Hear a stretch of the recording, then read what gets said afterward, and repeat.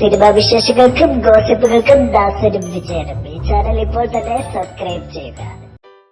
നമ്മളുടെ മലയാളം യുവതാരങ്ങളെക്കുറിച്ച് പ്രിയ നായിക പാർവതിക്കും പറയാനുണ്ട് ചിലതൊക്കെ. മലയാളത്തിലെ എല്ലാ യുവതാരങ്ങൾക്കൊപ്പം ഒരുമിച്ച് അഭിനയിച്ച മറ്റൊരു നടി ഇപ്പോൾ മലയാളത്തിലുണ്ടോ എന്ന് സംശയമാണ്. പൃഥ്വിരാജ്, ദുൽഖർ സൽമാൻ, നിവിൻ, കുഞ്ചാക്കോ ബോബൻ, ഫഹദ് തുടങ്ങി എല്ലാവർക്കുമൊപ്പവും പാർവതി അഭിനയിച്ചു. യുവതാരങ്ങളിൽ എല്ലാവരും വ്യത്യസ്തമായി അഭിനയിക്കുന്നവരാണെന്നാണ് പാർവതിയുടെ അഭിപ്രായം.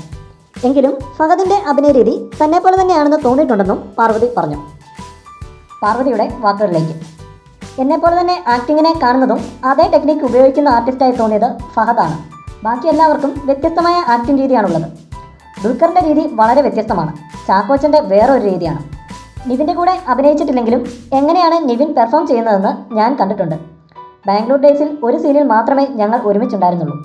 ഓരോരുത്തരുടെയും വേ ഓഫ് വർക്കും വളരെ വ്യത്യസ്തമാണ്. അവരുടെ കൂടെ നിൽക്കുമ്പോൾ ഭയങ്കര ചലഞ്ചിലാണ്. ഞാൻ ഡയലോഗ് പഠിക്കുന്നതും കഥാപാത്രത്തെ സമീപിക്കുന്നതും അവർ ചെയ്യുന്നത് പോലെ ആയിരിക്കില്ല.